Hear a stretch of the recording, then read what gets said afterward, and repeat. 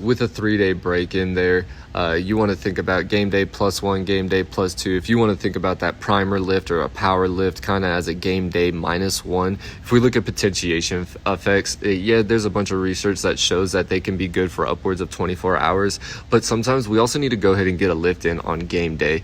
This is more of just a framework. Again, if we look at the bottom, we want to consider practice, the biomotors that the coach also needs, your travel schedule, equipment available, energy levels. We got a bunch of different things that are going to play into what exactly is going to go on these different days. Also, again, the residual effects of training and whatnot. Whenever it comes to the game, how much acceleration exposures did they get? Max velocity exposures did they get?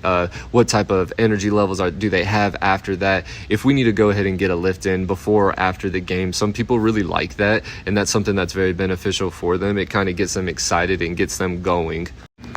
If we go into a 5-day cycle, I know that this is where a lot of pitchers live, same with the 7-day cycle. So this is going to be a little bit of a different situation right here. And then also with football, it has a 7-day cycle. So we can hit multiple things in various ways for those situations, right? If we look at a 5-day schedule, obviously we have game day. And if you want to look at that as a 0 day, that's fine. Next day, game day plus 1, right? I always like to go ahead and do a recovery on that day. Now, if you're a pitcher, then if you like to do your bullpens on that second day, that's fine. We can always adjust these things and go ahead and consolidate stressors. If you go 2 days, that's 48 hours afterwards. You're probably still going to be sore. Your CNS is probably still going to be a little fatigued and whatnot. So it's probably not going to be the best of situations, but we're going to consolidate stressors nonetheless and go ahead and hit whether it's a upper body or a lower body strength stimulus that day.